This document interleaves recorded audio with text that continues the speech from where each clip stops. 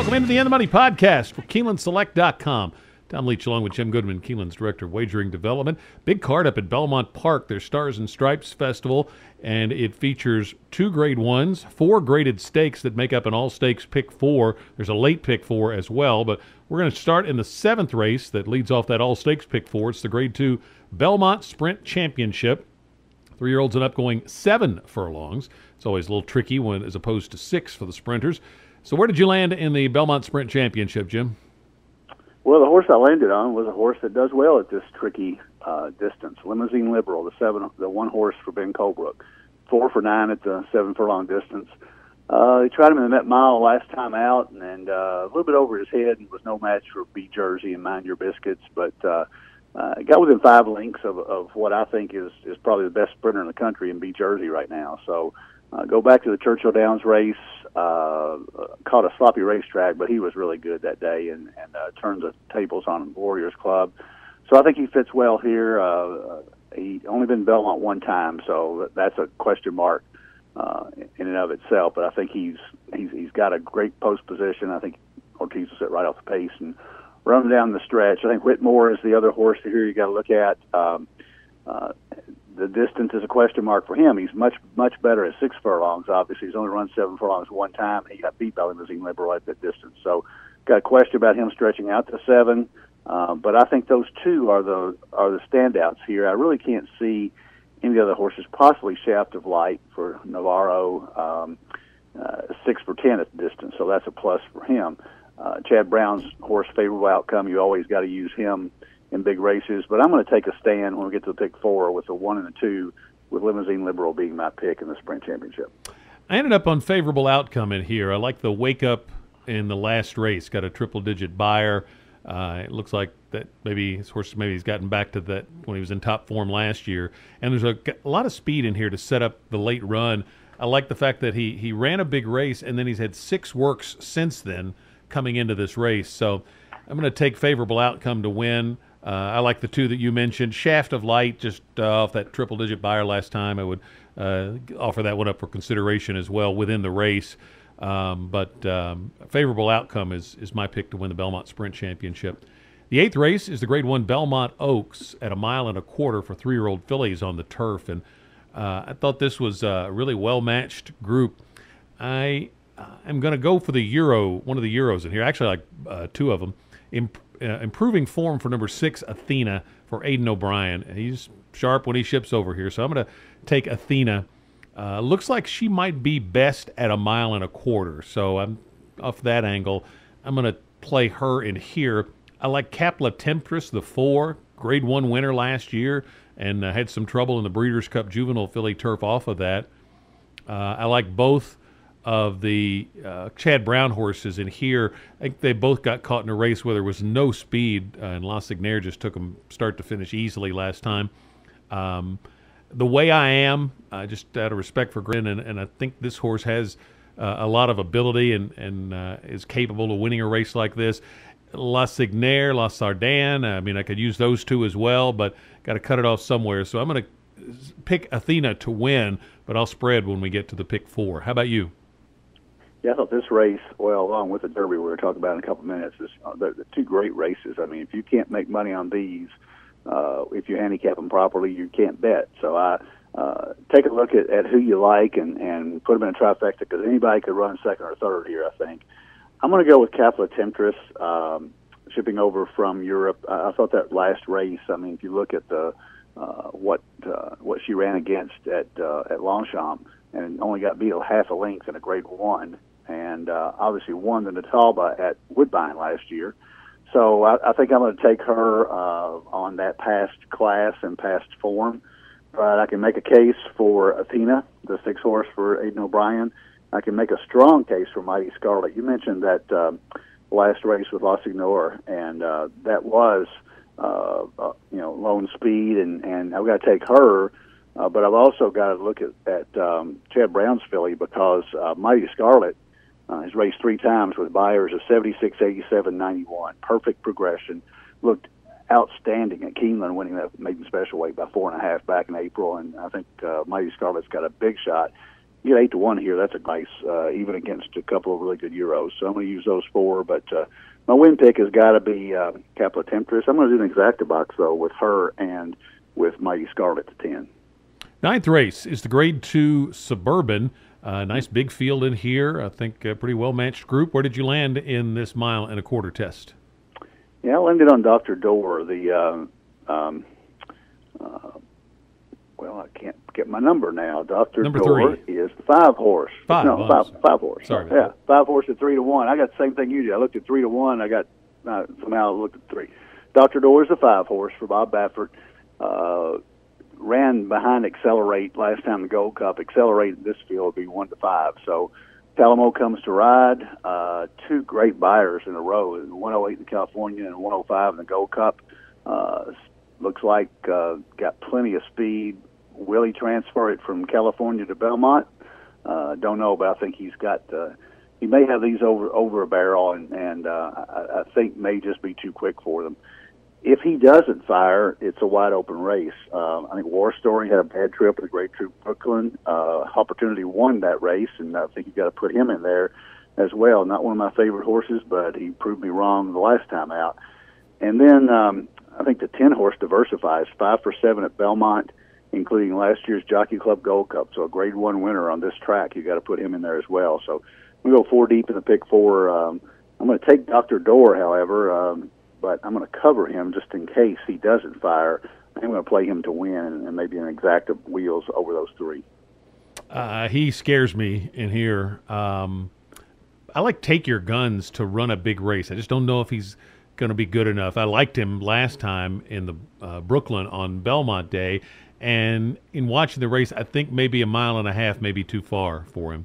I think 1.25 miles is going to be right, hit him right between the eyes. I'm encouraged that Chad Brown, off that race, the horse went from Allowance Company to the Brooklyn, and if he didn't think the horse was good enough to compete, I think he'd look elsewhere. But he puts him right back in against a lot of the same types, and I think this horse will run big. Just don't know if he'll be able to run down Dr. Door, but get 7-8-1 maybe on Take Your Guns. I want to have him on my ticket too. Diversify, I like. In here, he loves Belmont Park, and on his best day would certainly have a big shot in here. I'm hopeful maybe the Diversify, Dr. Door, maybe 1 or 2 others get a little bit of a pace that's a little too hot and sets it up for Take Your Guns. But I think I'll box those 3 in an exacta. Taproot and Opportunity, if you want to go deeper, would be the next ones. But I think I will stand with the 3 horses. I like Dr. Door, Take Your Guns, and Diversify. 10th race is the Belmont, and this is a really well-matched group in here. I had trouble coming up with a strong opinion, but who did you land on? Well, I didn't analyze it. I watched that race back where he got beat by Catholic Boy. I still can't believe he got beat. He had Catholic Boy by 2 lengths, and they took Catholic Boy to the outside. He ran him down to wire. That's the only time I analyzed it as lost. I thought those first 3 races, that race when he won the Transylvania at Keeneland, I just thought that he was the best 3-year-old in the country on the turf, and I still think he might be. He lost the race to Catholic Boy. It's just an oddly run race, and I think he thought he had. I think Ortiz thought he had Catholic Boy, just whipped, and he came back and got him at the wire. But I'm going to analyze it on top. I'm going to also use Catholic Boy. You have to use both those 2. And then Hunting Horn, the 4 horse for They'd Brian and Ryan Moore. You always have to include them. And this horse won a stakes race at Ascot by 4.5 last time. It was 16 horses. So you got to assume he's probably going to be the best of the Euros in here. Jack is intriguing to me as well. They put him on the Derby trail after really he was a turf horse as a 2-year-old and wound up getting beat by 3 lengths by Mendelssohn in the Breeders' Cup Juvenile Turf, and then the owners thought they could get the Derby with him, and they did get the Derby with him. He didn't run that badly, closed up for 5th. He's been off since then. They take him back to the turf. So he's intriguing to me at 6-1. He's certainly going to be running at the end. So I'm going to put him in there as well. But Analyze It is my pick here. I think my first impression of him was first 3 races was correct, and he had Catholic Boy put away. I think he'll finish the job this time. When Hawkish won the Penn Mile, I was just so impressed with the way he kicked away from that field, and I thought that looks like and Jimmy Toner's good at picking his spots. I thought that's a Grade 1 horse. That horse is going to win a Grade 1 this year. So I'm going to take Hawkish off that impressive victory. 89 Buyer, I'm hoping leads to a little bit of an overlaid price, and this horse has worked well out of an unbridled mare, so the 1.25 miles shouldn't be a problem, but it's an understandable question because he hadn't been farther than a mile on a 16th. I think Analyze It's the one to beat. I like the 2 Euros, Hunting Horn and King Star. Catholic Boy I'll throw in there. So I'm going to go 5 deep and still not confident that I've got it covered because there's a couple of others that, including my boy Jack, that I could be talked into. But just to make the ticket affordable, I'm going to end it with the 5 horses. So my pick 4 ticket, I'm going to use 2 in the front leg. I'm going to leave out Limousine Liberal and not do it confidently, but I'm going to use Favorable Outcome and Whitmore. I'm looking for somebody to come from off the pace to win. Then I'm going to use all 5 out of the Belmont Oaks that I mentioned. So it would be 1, 4, 6, 8, 10. Then I'm going to use 3 in the Suburban, 3, 7, 10. And then 5 in the Belmont Derby, 3, 4, 6, 7, 8. So a little higher ticket than I would normally give out. I think it's $75 for 50 cents. But it's just, to me, hard to find a single anywhere in there. If you want to trim the ticket and you want to take a stand, maybe I would Favorable Outcome off that wake up last time and run it for Chad Brown. I might single that one to try to keep the ticket a little lower, but I don't feel confident paring down those others very much. How about you? I had a similar ticket. We didn't agree on the winning horses, but we've got a lot of the same horses. First leg in the Belmont Sprint, I went with 1, 2, Limousine Liberal and Whitmore. And then second leg, 4, 6, 7, 10. Third leg in the Suburban, 2, 5, 8, 10.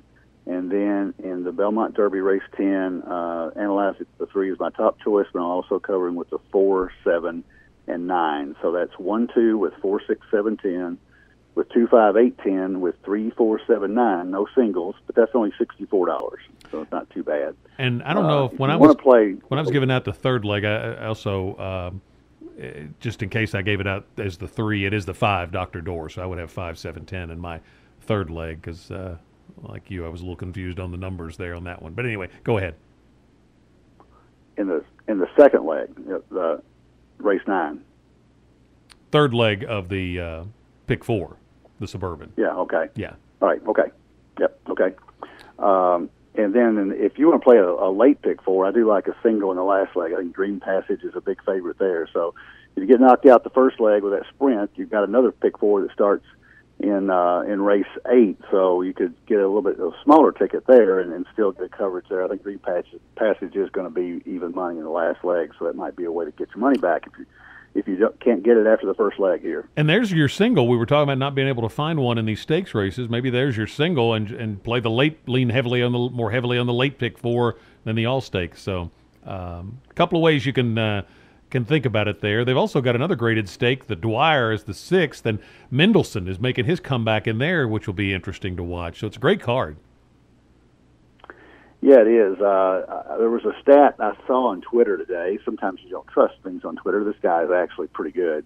Aidan O'Brien, in 17 years, has won 1 dirt race shipping over to the States. I don't know how many he's run, okay, so I don't know if it's 1 out of 40, but he's only won 1 race shipping over here. So, and it was the grandsire of Mendelssohn, Johannesburg, in the Breeders' Cup. Oh, Juvenile. That's right, it was. Yeah. So that's the only one he's won.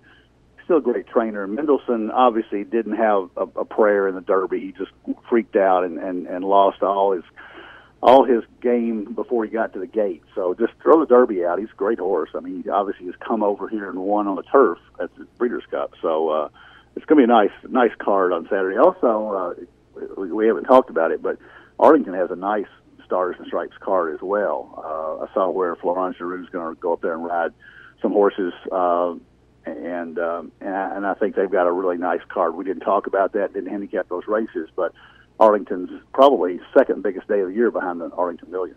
Best of luck with your wagers. Keep your Keeneland Select account fully funded so you can take advantage of some great opportunities this weekend. There's also a stakes-laden card out at Prairie Meadows.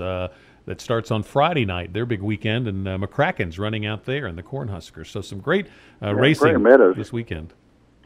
Yeah, Prairie Meadows is someplace that you don't normally talk about, but I know that going into this week's races, they've got like $130,000 carryover in their jackpot pick 5, so you might take a look at that.